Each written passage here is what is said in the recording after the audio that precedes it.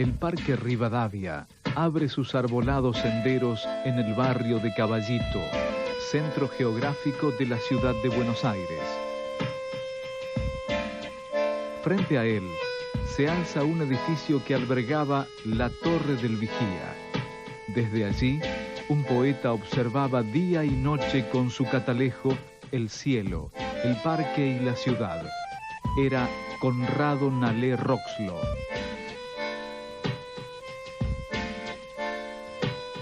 Nalé era un duende, no era un ser humano.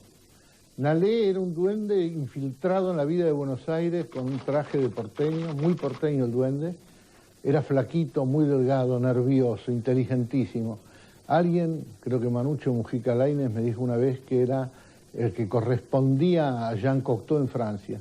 El hombre del humor, el hombre de la inteligencia rápida, de las bromas. Conrado Nalé Roxlo puede presentarse justamente como un gran escritor, porque lo fue. Pero a mí me gustaría más presentarlo como un gran hombre, que fue antes que escritor. Él volcó en la literatura, teatro, etcétera, él volcó sus conocimientos justamente adquiridos como hombre de la vida, como hombre de la ciudad. Yo creo que habría que volver a leer la poesía de Nalé Roxlo, que es una poesía muy pura, de un lirismo muy refinado, y de una gran transparencia expresiva y muy emotiva al mismo tiempo, ¿no? Un día de 1936, Conrado Nalé Roxlo fue a vivir con su esposa y sus dos hijas pequeñas a un departamento en el 5º piso de la calle Florencio Balcarce número 15, esquina Rivadavia. El escritor ocupó durante más de 35 años un departamento con vista al parque, orientado hacia el oeste. Solo 2 de las paredes de su estudio eran rectas. El resto formaba una curva encristalada que enfrentaba el mar verde del parque. Allí, Nalé Roxlo se sentía el capitán de un barco, como un personaje de Joseph Conrad, el novelista del mar. Realmente la casa de él formaba como una proa en la esquina, por eso era una torre, estaba en el 5º piso, y él efectivamente miraba mucho por ese telescopio que le regaló Amado Villar.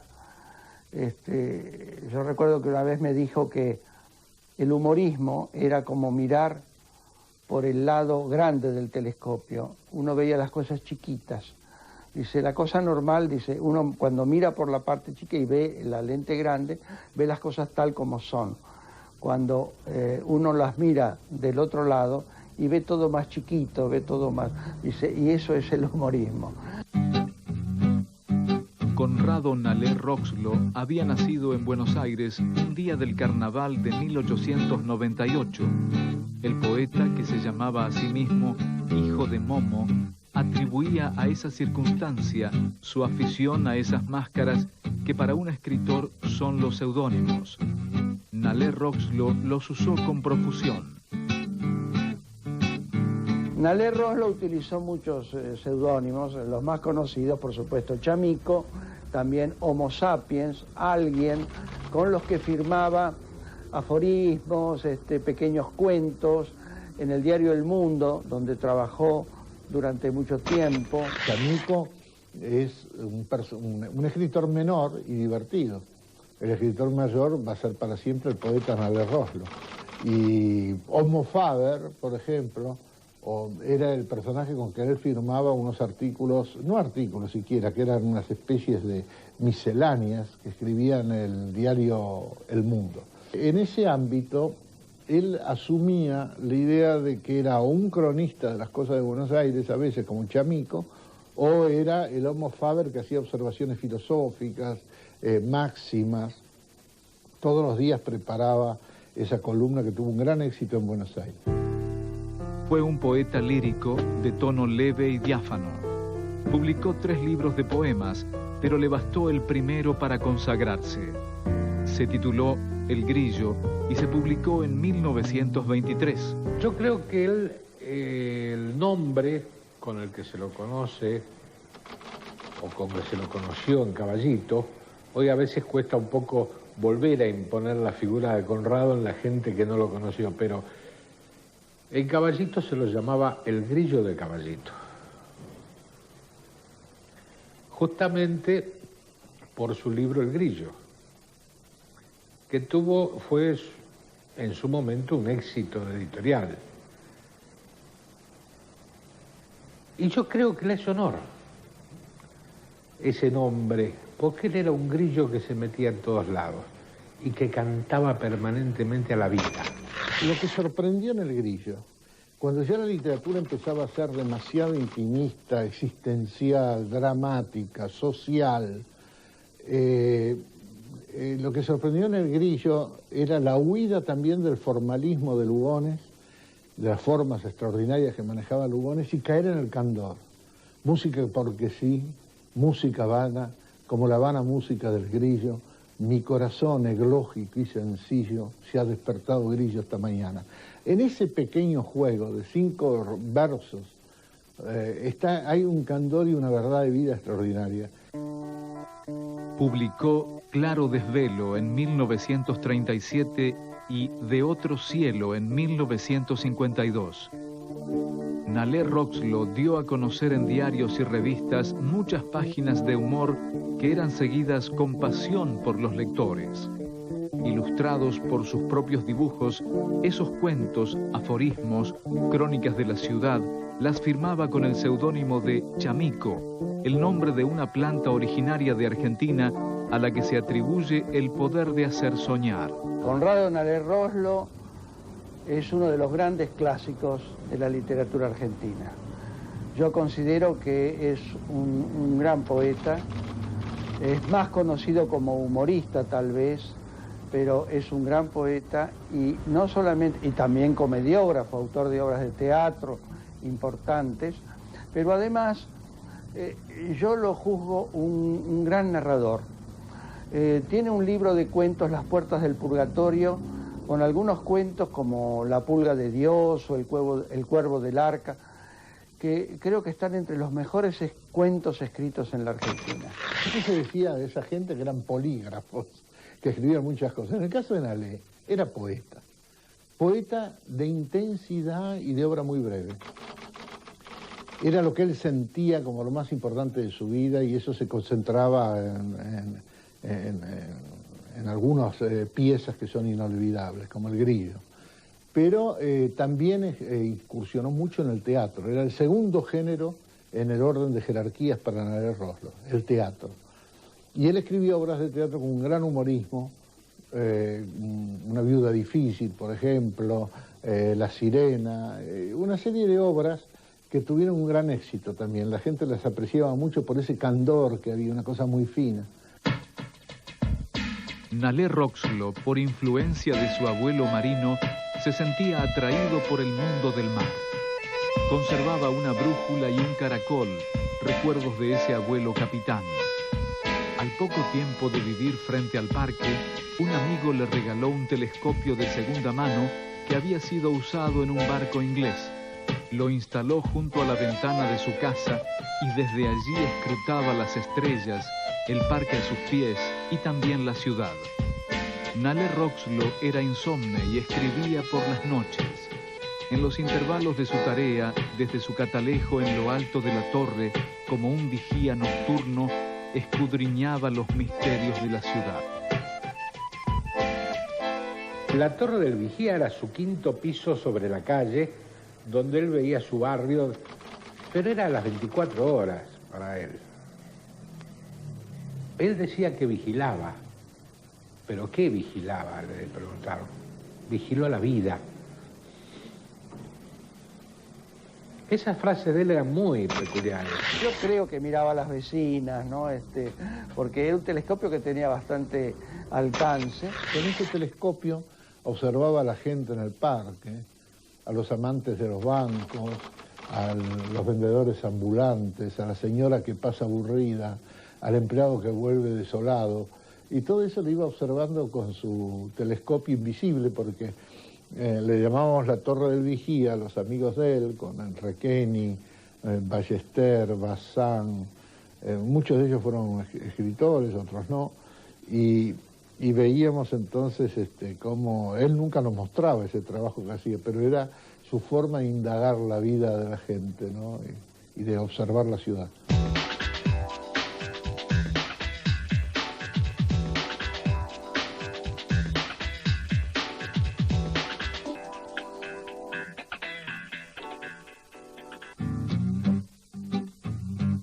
La calle Rivadavia, que los argentinos llaman la calle más larga del mundo, es la espina dorsal de la ciudad. Nació cerca del Río de la Plata. Durante su primer tramo, Rivadavia corre recatadamente a la sombra de la más prestigiosa y señorial Avenida de Mayo, junto al Palacio del Congreso, donde la ciudad cuenta su kilómetro cero. Rivadavia se convierte en avenida e inicia un largo recorrido hacia el oeste que se extiende por 30 kilómetros. El Parque Rivadavia es un espacio verde que ocupa varias manzanas a la altura del 5000 de Rivadavia. Era el antiguo parque de la Casa de los Lezica y con ese nombre fue conocido inicialmente. El parque son terrenos que compra allá por 1840 Ambrosio Plácido Lezica. Ambrosio Plácido Lezica es un individuo muy especial. Es descendiente de los Lezica y Torresuri, de los alcaldes de primer voto, pero es un hombre que hizo una gran fortuna y que se dio el lujo, en un momento dado, de realizarle él un empréstito al gobierno argentino. Eso luego de la muerte de don Ambrosio, empiezan los hijos, que eran numerosos, los nietos, que eran numerosos, porque había hijos fallecidos, con los juicios y la eventual subdivisión de esa quinta. Entonces la Municipalidad de la Ciudad de Buenos Aires ya hacía tiempo que venía recibiendo pedidos de que en Caballito no había una plaza. Ahí ya se hace cargo de la municipalidad, se demuele la casa y habilita el parque en el año 1928. En aquella zona, entonces alejada del centro de la ciudad, abundaban las residencias de descanso, como la quinta de la familia Guiraldes Guerrico, en la esquina de Rivadavia y Otamendi, donde jugó de niño Ricardo Guiraldes, el autor de Don Segundo Sombra. Ya en las primeras décadas del siglo XX, el lugar se convirtió en un populoso barrio de clase media. En la esquina de Rivadavia y Acoite abría sus puertas La Ideal, pastelería cuyo salón de té adornaba una boiserie de cedro. Por las tardes tocaba una orquesta de señoritas. Los escaparates de La Ideal, llenos de tortas decoradas y otras exquisiteces, eran el objetivo del telescopio de Nalé. El Parque Rivadavia, donde se alza la estatua de Simón Bolívar firmada por José Fioravanti, es un lugar muy frecuentado por lectores y escritores de la ciudad. En él funciona un mercado de libros antiguos, además de ser lugar de reunión para los filatelistas. Nalé Roxlo paseaba diariamente por sus senderos y concluía su caminata en un café situado justo debajo de su casa, donde se encontraba con amigos del barrio o escritores jóvenes que lo visitaban. Caminaba, sí, efectivamente, y no solamente por Caballito, sino por toda la ciudad. Hubo una época en que vivió en la calle Salguero, y le cuento una anécdota que es interesante. Un día muere el almacenero de la esquina, entonces la viuda le pide a Nalé Roxlo que le escriba un epitafio. Dice, pero que, en fin, no se crea que el almacén va a cerrar por esto, ¿no? Y entonces Nalé le escribe este epitafio.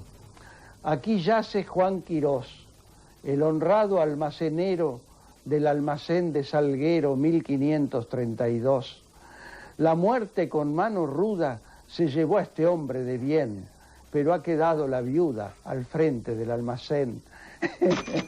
Ese era él, y una persona que se lo quería mucho, era delicadísimo, era esos hombres que ya se perdieron un poco, pero que respondían de alguna manera a lo más fino de una cultura. Gran conocedor de la poesía francesa, de la poesía española, y gran conocedor de ese Buenos Aires maravilloso, profundo, que espero que no se haya perdido, donde cada café era una universidad y había que saber de todo, y los ricos no contaban, solamente los inteligentes contaban.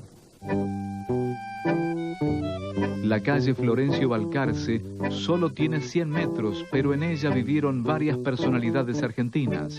Nalé Roxlo, memorialista cordial de la ciudad de Buenos Aires, ha registrado la historia de esa corta calle.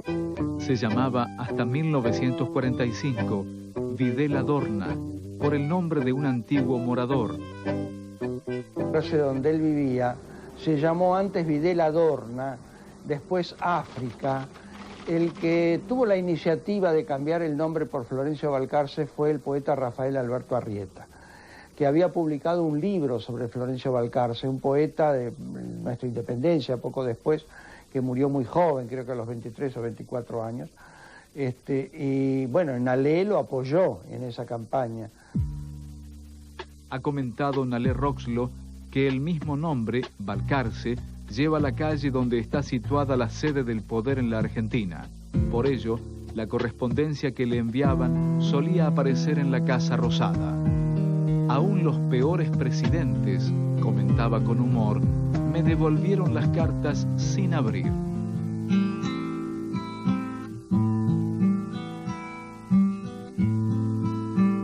En una planta baja del número 80 de la calle Florencio Balcarce vivía Rafael Alberto Arrieta, escritor y dueño de una gran biblioteca.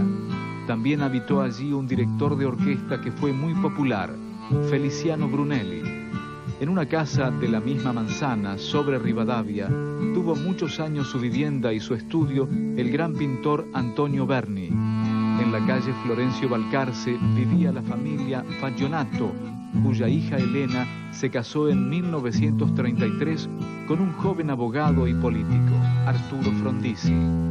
Años después sería presidente. En la misma casa de Nalé vivió don Pedro García, el fundador de la librería El Ateneo, una de las más grandes de Buenos Aires. Nalé Roxlo decía que ese era el barrio de las musas, porque bueno, vivía Rafael Alberto Arrieta y él allí. Del otro lado del parque vivía Estrella Gutiérrez, don Fermín Estrella Gutiérrez. En la calle Rosario, pasando José María Moreno, vivía César Tiempo, Augusto Raúl Cortázar, el primo de Julio, pero que estaban distanciados y por eso él decía que no era Cortázar, sino Cortázar, para diferenciarse del primo. Aristóbulo Echegaray, un poeta del grupo Boedo, Roberto Peña, Ángel Macei. Bueno, y a mí me consideraba también como miembro de la cofradía de Caballito, ¿no? Por eso decía que era el barrio de las musas. Ahora, a él le gustaba la literatura, era un hombre que vivió la literatura como se la vivía antes, ¿no? Desde la pasión, sin pensar en la edición. Y su conocimiento profundo de la literatura se manifiesta en la antología apócrifa, que se usa en los colegios para aprender a escribir. Porque por vía de la deformación y de la caricatura, él lograba definir exactamente el estilo de los autores más complicados. La vida de Conrado Nalé Roxlo fue parca en acontecimientos. No viajó, no tuvo cargos públicos, no protagonizó ningún acontecimiento resonante. Amó y recorrió la ciudad, fue leído y querido por sus conciudadanos. También era apreciado por escritores y artistas plásticos con quienes cultivaba una de sus pasiones, la charla de café o la sobremesa tras alguna cena bien regada. Lo admiró Julio Cortázar, que consideraba a Nalé Roxlo un auténtico cronopio, esos duendes que con su gracia ayudan a vivir. Fue uno de los pocos escritores que pudo vivir de su obra. Nalé Roxlo pasa a ser uno de los símbolos, digamos, de este Buenos Aires grande, de este Buenos Aires, como dije al principio, obligaba en cada café a saber de taoísmo, de marxismo, de psicoanálisis, leer toda la literatura inglesa, obviamente conocer toda la literatura rusa. Ese Buenos Aires para mí es inolvidable y creo que Nalé es uno de los puntales de esa noche infinita que se hace día y que sigue hasta la otra noche, ¿no? Conrado Nalé Roxlo escribió incansablemente hasta su muerte en 1971. En su infancia había sido un lector apasionado de las novelas de aventuras y viajes de Julio Verne. Prefería las ilustraciones en las que algún viajero o explorador miraba por un catalejo. Con el catalejo inglés que conservó hasta su fin, Nalé Roxlo no necesitaba correr aventuras por el mundo.